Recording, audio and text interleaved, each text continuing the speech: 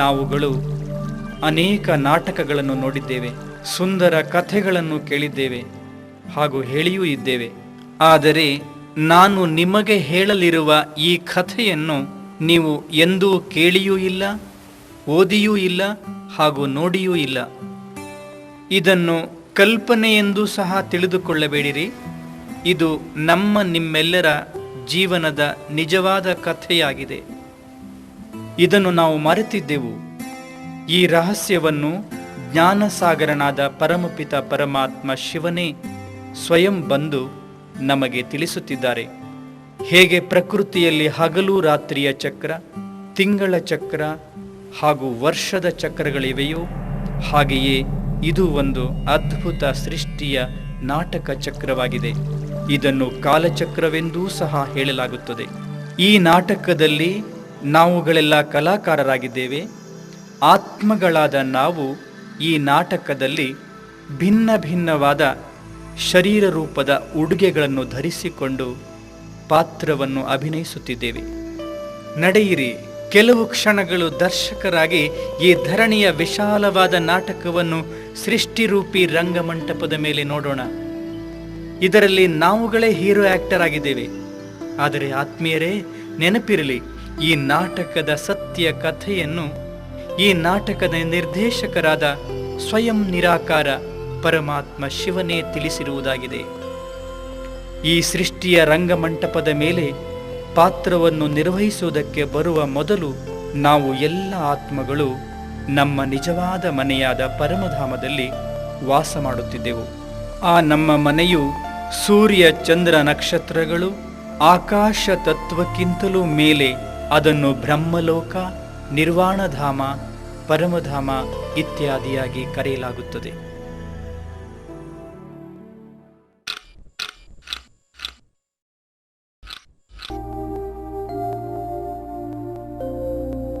ಈ ಸೃಷ್ಟಿಯ ನಾಟಕದ ಮೊದಲ ಹಂತವನ್ನು ಪ್ರಾರಂಭಿಸೋಣ.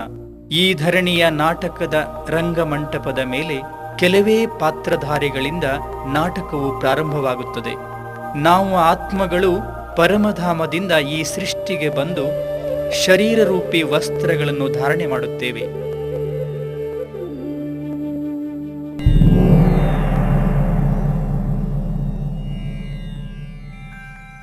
ಈ ಸಮಯದಲ್ಲಿ ಸೃಷ್ಟಿಯು ಅತಿ ಉತ್ತಮ, ಅತಿ ಸುಂದರ ಅವಸ್ಥೆಯಲ್ಲಿರುತ್ತದೆ.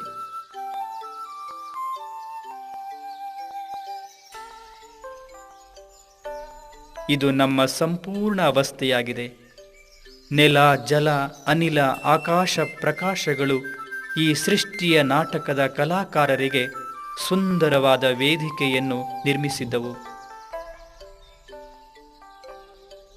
ಹೂವುಗಳ ಸುಗಂಧ, ನೀರಿನ ಪರಿಮಳಗಳು ವಾಯುಮಂಡಲದಲ್ಲಿ ತುಂಬಿದ್ದವು. ಸದಾ ಮುಗುಳ್ನಗುವು ಸರ್ವರ ಸಮಯದಲ್ಲಿ ನಮಗೆ ಸೂರ್ಯವಂಶದವರು ಎಂದು ಕರೆಯಲಾಗುತ್ತದೆ.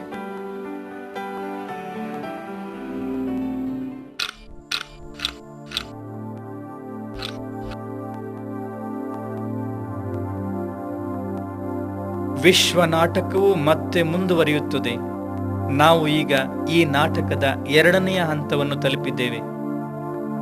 ನಾವು ಈಗ ಸತ್ಯಯುಗದಿಂದ ತ್ರೇತಾಯುಗಕ್ಕೆ ಅಥವಾ ಸೂರ್ಯವಂಶಿ ಮನತನದಿಂದ ಚಂದ್ರವಂಶಿ ಮನತನಕ್ಕೆ ತಲುಪಿದ್ದೇವೆ. ಜನ್ಮಗಳನ್ನು ಪಡೆಯುತ್ತಾ ಸಮಯ ಕಳೆದಂತೆ ಆತ್ಮನ ಶಕ್ತಿ ಕ್ರಮೇಣ ನಿಧಾನವಾಗಿ ಕ್ಷೀಣಿಸುತ್ತಾ ಹೋಗುತ್ತದೆ.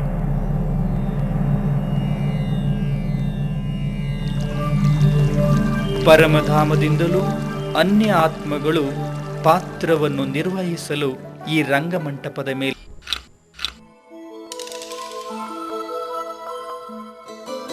ಈಗ ನಾವು ನಾಟಕದ 3ನೇ ಹಂತವನ್ನು ಪ್ರವೇಶ ಮಾಡುತ್ತಿದ್ದೇವೆ. ಈಗಾಗಲೇ ನಾವು ಆತ್ಮಗಳು ಸತ್ಯ ಹಾಗೂ ತ್ರೇತಾಯುಗಗಳಲ್ಲಿ 20 ಜನ್ಮಗಳನ್ನು ಪಡೆಯುತ್ತಾ ಆತ್ಮನ ಶಕ್ತಿಯು ಕ್ಷೀಣವಾಗುತ್ತಾ ಬಂದಿದೆ.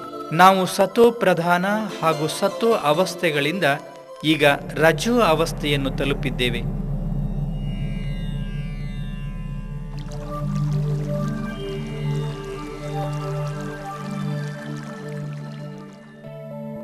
ಇದು ದ್ವಾಪರಯುಗವಾಗಿದೆ. ಜನ್ಮಗಳನ್ನು ಪಡೆದುಕೊಳ್ಳುತ್ತಾ ಬಂದು ನಮ್ಮ ಪವಿತ್ರತಾ ಶಕ್ತಿಯು ಇಲ್ಲಿ ಇಳಿಮುಖವಾಗುತ್ತಾ ಹೋಗಿದೆ.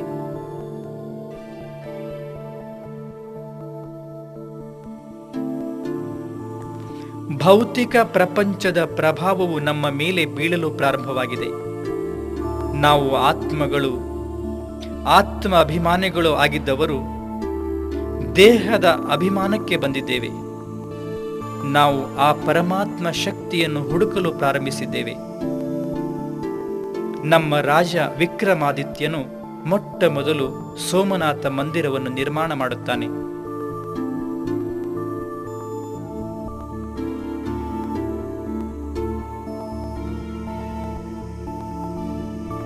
ಈ ಸೃಷ್ಟಿಯ ನಾಟಕವು ಬಹಳ ಮಹತ್ವಪೂರ್ಣವಾದ ದೃಶ್ಯಗಳಿಂದ ಮುಂದುವರಿಯುತ್ತದೆ. ಧರ್ಮಸ್ಥಾಪಕರುಗಳು ಸಹ ಈ ಸೃಷ್ಟಿ ನಾಟಕ ರಂಗಮಂಟಪದ ಮೇಲೆ ಬರಲು ಪ್ರಾರಂಭಿಸುತ್ತಾರೆ. ಅವರು ತಮ್ಮ ವಿಚಾರ ಹಾಗೂ ಬದುಕುವ ಕಲೆಗಳಿಂದ ತಮ್ಮ ಪ್ರಭಾವವನ್ನು ನಮ್ಮ ಮೇಲೆ ಬೀರುತ್ತಾರೆ. ಸರ್ವಪ್ರಥಮವಾಗಿ ಮಧ್ಯಪೂರ್ವದಿಂದ ಇಬ್ರಾಹಿಂ ಈ ರಂಗಮಂಟಪದ ಮೇಲೆ ಬರುತ್ತಾನೆ. ಇಬ್ರಾಹಿಮನು ಬಂದು ಜೀವನದ ಸಿದ್ಧಾಂತದ ಶಿಕ್ಷಣವನ್ನು ನೀಡುತ್ತಾನೆ. ಇಸ್ಲಾಂ ಧರ್ಮದ ಸ್ಥಾಪನೆಯು ಪ್ರಾರಂಭವಾಯಿತು. ಇಬ್ರಾಹಿಮನ 250 ವರ್ಷಗಳ ನಂತರ ವಿಶೇಷ ಕಲಾಕಾರನಾದ ಗೌತಮ ಬುದ್ಧನು ಈ ರಂಗಮಂಟಪದ ಮೇಲೆ ಆಗಮಿಸುತ್ತಾನೆ.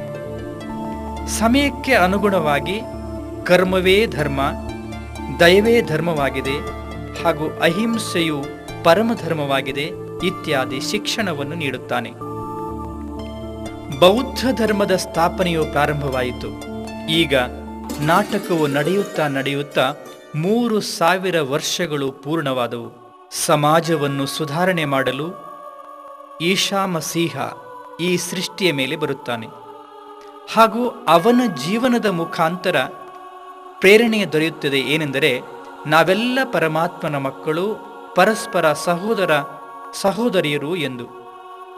ಈಶಾಯಿ ಧರ್ಮದ ಸ್ಥಾಪನೆಯು ಪ್ರಾರಂಭವಾಯಿತು. ಈಶಾ ಮಸೀಹನ 500 ವರ್ಷಗಳ ನಂತರ ಶಂಕರಾಚಾರ್ಯರ ಆಗಮನವಾಯಿತು. ಅವರು ಸನ್ಯಾಸಿ ಧರ್ಮದ ಸ್ಥಾಪನೆ ಮಾಡಿದರು. ಏಕೆಂದರೆ ಮನೆಯಲ್ಲಿದ್ದುಕೊಂಡು ಪರಮಾತ್ಮನನ್ನು ಪಡೆಯುವುದು ಅಸಂಭವ ಎಂದು ತೋರಿತು. ನಾವು ಆತ್ಮಗಳು, ಈ ನಾಟಕದ ಕಲಾಕಾರರು ಒಮ್ಮೆ ಈ ಸೃಷ್ಟಿ ರಂಗಮಂಟಪಕ್ಕೆ ಬಂದ ಮೇಲೆ ಶರೀರವನ್ನು ಪಡೆಯುತ್ತಾ ಶರೀರವನ್ನು ಬಿಡುತ್ತಾ ಪಾತ್ರ ಮಾಡಿದೆವು. ಈ ನಾಟಕದ ಮಧ್ಯದಲ್ಲಿಯೇ ಹಿಂದಿರುಗಿ ಆತ್ಮಗಳ ಮನೆಯಾದ ಪರಂಧಾಮಕ್ಕೆ ಹೋಗಲು ಸಾಧ್ಯವೇ ಇಲ್ಲ.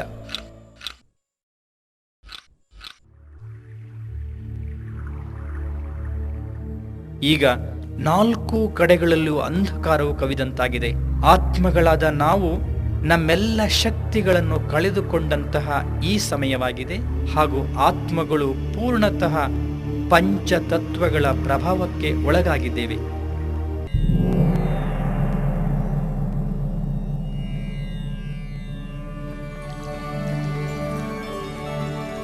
ಈಗ ನಾವು ಕಲಿಯುಗದಲ್ಲಿದ್ದೇವೆ. ಕಾಮ, ಕ್ರೋಧ, ಲೋಭ, ಅಹಂಕಾರಗಳು ನಮ್ಮನ್ನು ತನ್ನ ದಾಸನನ್ನಾಗಿಸಿಕೊಂಡಿವೆ. ಇಡೀ ಪ್ರಪಂಚದಲ್ಲಿ ಹಿಂಸೆ, ಭ್ರಷ್ಟಾಚಾರ, ದುಃಖ, ಅಶಾಂತಿ, ಅನ್ಯಾಯಗಳೇ ತುಂಬಿ ಹೋಗಿವೆ. ನಮ್ಮ ಜೀವನವು ಕೆಟ್ಟು ಕಂಗಾಲಾಗಿ ಹೋಗಿದೆ. ಅನೇಕ ಧರ್ಮ, ಅನೇಕ ರಾಜ್ಯ, ಅನೇಕ ಭಾಷೆಗಳಾಗಿ ಬಿಟ್ಟಿವೆ. ಭೂಮಿ, ಆಕಾಶ, ನೀರುಗಳಲ್ಲಿ ಸೀಮಿತತೆಯುಂಟಾಗಿದೆ.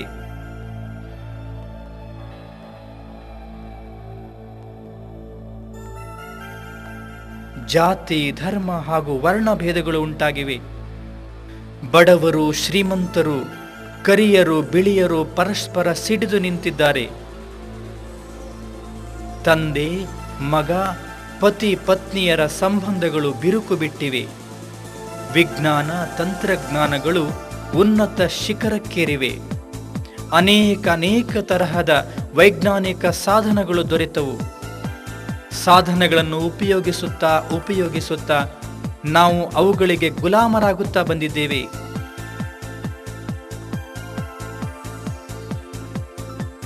ಇನ್ನೊಂದು ಕಡೆಗೆ ವಿಜ್ಞಾನವು ತಯಾರಿಸಿದ ಅಣುಬಾಂಬುಗಳು, ನ್ಯೂಕ್ಲಿಯರ್ ಬಾಂಬುಗಳು ಕ್ಷಣದಲ್ಲಿ ಇಡೀ ಸೃಷ್ಟಿಯನ್ನು ಭಸ್ಮೀಭೂತಗೊಳಿಸುವಂತಹದ್ದಾಗಿದೆ.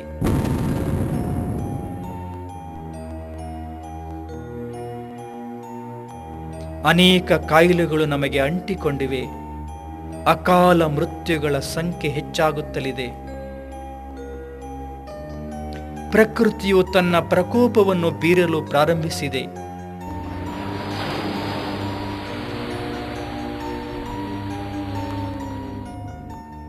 ಜನಸಂಖ್ಯೆಯ ವಿಸ್ಫೋಟನೆಯಾಗುತ್ತಲಿದೆ. ನಾವು ಈ ಸಮಯದಲ್ಲಿ ಸುಖ, ಶಾಂತಿ, ಪ್ರೇಮ, ಆನಂದಗಳನ್ನು ಪಡೆಯಲು ಚಡಪಡಿಸುತ್ತಿದ್ದೇವೆ. ಪರಮಾತ್ಮನ ವಿನಃ ಮತ್ಯಾರ ಆಸರೆಯೂ ಇಲ್ಲದಂತಾಗಿದೆ. ನಾವು ಆತ್ಮಗಳು ಈ ಸೃಷ್ಟಿಯಲ್ಲಿ ಪಾತ್ರವನ್ನು ಅಭಿನಯಿಸುತ್ತಾ ಈಗ 5,000 ವರ್ಷಗಳು ಮುಗಿದವು. ನಾವು ದಣಿದು ಹೋಗಿದ್ದೇವೆ. ನಾವು ಸುಸ್ತಾಗಿದ್ದೇವೆ. ಈಗ ನಮಗೆ ನಮ್ಮ ಮನೆ ಪರಮಧಾಮದ ನೆನಪು ಬರುತ್ತಲಿದೆ. ನಾವು ಈಗ ವಾಪಸ್ ಮನೆಗೆ ಹೋಗಲು ಬಯಸುತ್ತಿದ್ದೇವೆ. ನಾವು ಮುಕ್ತಿಯನ್ನು ಬಯಸುತ್ತಿದ್ದೇವೆ. ನಮ್ಮ ತಂದೆ ಪರಮಪಿತ ಪರಮಾತ್ಮ ಶಿವನ ಜೊತೆಯಲ್ಲಿ ನಾವು ಪರಮಧಾಮದಲ್ಲಿದ್ದೆವು. ಅವನಿಗೆ ನಮ್ಮ ಮೊರೆಯು ಕೇಳುವುದಿಲ್ಲವೇನು?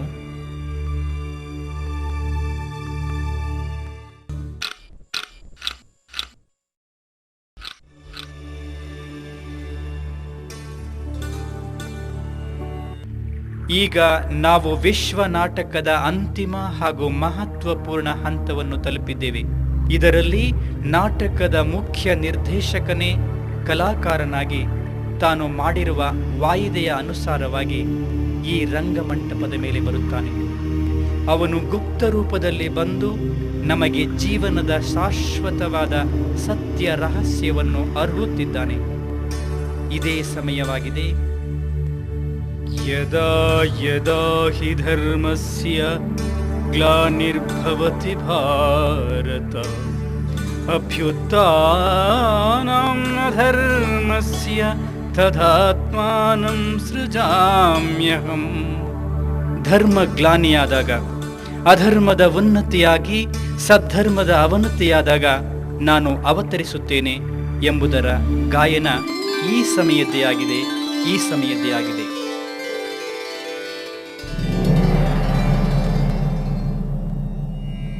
1936 ಇಸವಿ ಸಿಂಧ್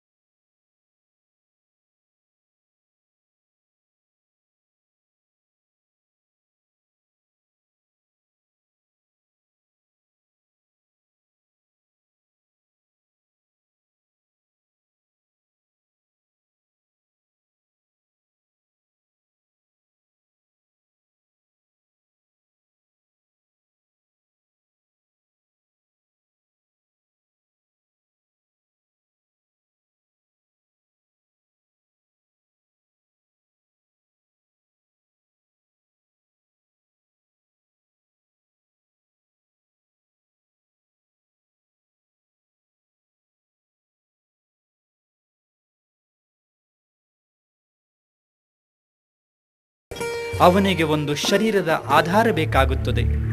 ಅವನು ದಾದಾ ಲೇಖರಾಜ್ರವರ ಶರೀರದಲ್ಲಿ ಅವತರಿತನಾಗುತ್ತಾನೆ ಹಾಗೂ ನಮಗೆ ತನ್ನ ಸಂಪೂರ್ಣ ಪರಿಚಯವನ್ನು ನೀಡುತ್ತಾನೆ.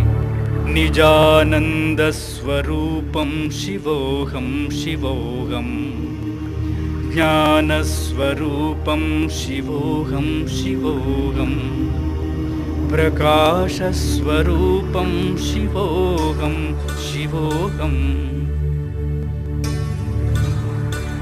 ಪರಮಪಿತ ಪರಮಾತ್ಮ ಶಿವನು ಅವರ ಶರೀರದಲ್ಲಿ ಪರಕಾಯ ಪ್ರವೇಶ ಮಾಡಿದ ಮೇಲೆ ಅವರಿಗೆ ಪ್ರಜಾಪಿತ ಬ್ರಹ್ಮ ಎಂದು ಹೆಸರಿಡುತ್ತಾರೆ.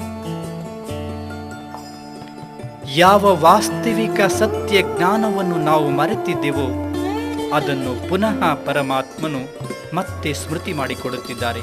ನಾವು ಈ ಶರೀರವಲ್ಲ, ಈ ಶರೀರದಲ್ಲಿರುವ ಒಂದು ಚೈತನ್ಯ ಶಕ್ತಿಯ ಆತ್ಮಗಳಾಗಿದ್ದೇವೆ. ಹೊಸ ಪ್ರಪಂಚ ಸತ್ಯಯುಗದಿಂದ ಹಿಡಿದು ಹಳೆಯ ಪ್ರಪಂಚ ಕಲಿಯುಗದವರೆಗೆ ಪರಿವರ್ತನೆ, ಅಂದರೆ ಸೃಷ್ಟಿಯ ಆದಿ, ಮಧ್ಯ ಹಾಗೂ ಅಂತ್ಯದ ಜ್ಞಾನವನ್ನು ಹೇಳುತ್ತಿದ್ದಾರೆ. ನಾವು ಏನಾಗಿದ್ದೆವು? ನಾವು 16 ಕಲಾ ಸಂಪನ್ನ ಪವಿತ್ರ ದೇವಿ ದೇವತೆಗಳಾಗಿದ್ದೆವು. ದೇಹದ ಅಭಿಮಾನದಲ್ಲಿ ಬರುತ್ತಾ ಬರುತ್ತಾ ಪತಿತ ಮನುಷ್ಯರಾಗಿ ಬಿಟ್ಟಿದ್ದೇವೆ. ಈಗ ಮತ್ತೆ ನಾವು ದೇವತೆಗಳಾಗಬೇಕಾಗಿದೆ. ಈ ಸಮಯದಲ್ಲಿ ಸೃಷ್ಟಿ ರಂಗಮಂಟಪದ ಮೇಲೆ 650 ಕೋಟಿ ಆತ್ಮಗಳು ತಮ್ಮ ಪಾತ್ರವನ್ನು ಅಭಿನಯಿಸುತ್ತಿದ್ದಾರೆ. ಎಲ್ಲ ಕಡೆಗಳಲ್ಲೂ ಘೋರ ಅಂಧಕಾರ ಕವಿದಿದೆ. ಆದರೆ ನಾವು ಭಾಗ್ಯಶಾಲಿ ಆತ್ಮಗಳು. ಈ ಧರಣಿಯ ಮೇಲೆ ಅವತರಿತನಾಗಿರುವ ನಮ್ಮ ತಂದೆ ಪರಮಪಿತ ಪರಮಾತ್ಮನನ್ನು ಅರಿತು ಅವನ ಜೊತೆಯಲ್ಲಿ ಸಂಬಂಧವನ್ನು ಜೋಡಿಸುತ್ತಿದ್ದೇವೆ. ನಮಗಿದು ಅಮೃತ ವೇಳೆಯಾಗಿದೆ. ನಮಗಿದು ಬೆಳಗಿನ ಸಮಯವಾಗಿದೆ. ಇದು ಒಂದು ಹೊಸ ಯುಗವೇ ಆಗಿದೆ. ಇದೇ ಕಲ್ಯಾಣಕಾರಿ ಸಂಗಮ ಯುಗ. ನಾವು ಆತ್ಮಗಳು ಸ್ವಯಂವನ್ನು ಆತ್ಮಿಕ ಸ್ವರೂಪದಲ್ಲಿ ಸ್ಥಿತಗೊಳಿಸಿಕೊಂಡು ಪರಮಾತ್ಮ ಶಿವ ತಂದೆಯನ್ನು ನೆನಪು ಮಾಡುತ್ತೇವೆ. ಇದರಿಂದ ಆತ್ಮನಲ್ಲಿರುವ ಜನ್ಮ ಜನ್ಮಾಂತರಗಳ ಪಾಪದ ಹೊರೆಯು ಕಡಿಮೆಯಾಗುತ್ತದೆ, ತೊಳೆದು ಹೋಗುತ್ತದೆ. ಪವಿತ್ರತೆ, ಸುಖ, ಶಾಂತಿ ಇವು ಆತ್ಮನ ಮೂಲ ಸಂಸ್ಕಾರಗಳು. ಆದರೆ ದೇಹದ ಅಭಿಮಾನದಲ್ಲಿ ಬಂದಿರುವುದರಿಂದ ಅವುಗಳು ಲುಪ್ತವಾಗಿ ಹೋಗಿದ್ದವು. ಈಗ ಮತ್ತೆ ಅವುಗಳು ಜಾಗೃತವಾಗುತ್ತಲಿವೆ. ಈ ಕಲಿಯುಗಿ ಪ್ರಪಂಚದಲ್ಲಿದ್ದರೂ ಸಹ ಈಗ ನಾವು ಶಾಂತಮಯ, ಸುಖಮಯ ಜೀವನವನ್ನು ನಡೆಸುತ್ತಿದ್ದೇವೆ. ಇದುವೇ ಸಂಗಮ ಯುಗವಾಗಿದೆ.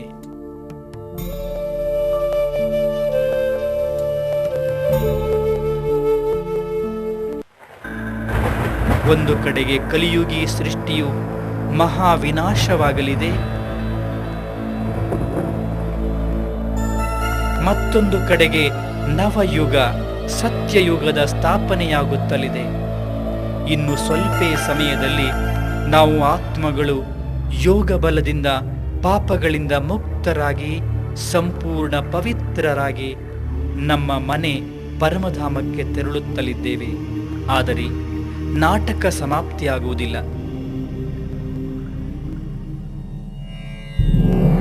ಈ ವಿಶ್ವ ನಾಟಕ ಅನಾದಿ ಹಾಗೂ ಅವಿನಾಶಿಯಾದುದಾಗಿದೆ.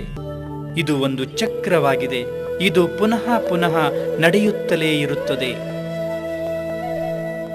ನಿಧಾನವಾಗಿ ಮತ್ತೆ ಆತ್ಮಗಳು ಈ ಸೃಷ್ಟಿ ರಂಗಮಂಟಪದ ಮೇಲೆ ಪಾತ್ರ ನಿರ್ವಹಿಸಲು ಬರಲು ಆರಂಭಿಸುತ್ತಾರೆ. ಅದೇ ಸತ್ಯಯೋಗಿ ಪ್ರಪಂಚ ಪುನಃ ಪ್ರಾರಂಭವಾಗುತ್ತದೆ. ನಾಟಕದ ಮೊದಲ ದೃಶ್ಯ ಪುನಃ ಆರಂಭವಾಗುವುದರಲ್ಲಿದೆ. ಏನು, ನೀವು ಈ ಅನುಭವ ಮಾಡುತ್ತಿರುವಿರೇನು? ನೀವುಗಳು ಈ ಮೊದಲು ಇಲ್ಲಿಗೆ ಬಂದಿದ್ದೀರಿ. ತಮಗೆ ಇದು ಅನುಭವ ಆಗುತ್ತಿದೆಯೇ? ಇದು ನಮ್ಮದೇ ಆದ ಸತ್ಯ ಜೀವನ ಕಥೆಯಾಗಿದೆ. ಈಗ ನೀವು ಎಲ್ಲಿಗೆ ಹೋಗಬೇಕಾಗಿದೆ? ಕಲಿಯುಗಕ್ಕೋ ಅಥವಾ ಕಲ್ಯಾಣಕಾರಿ ಸಂಗಮ ಯುಗಕ್ಕೋ? ಈಗ ನಿಮಗೆ ನೀವೇ ನಿರ್ಣಯ ಮಾಡಿಕೊಳ್ಳಿರಿ. ಓಂ ಶಾಂತಿ.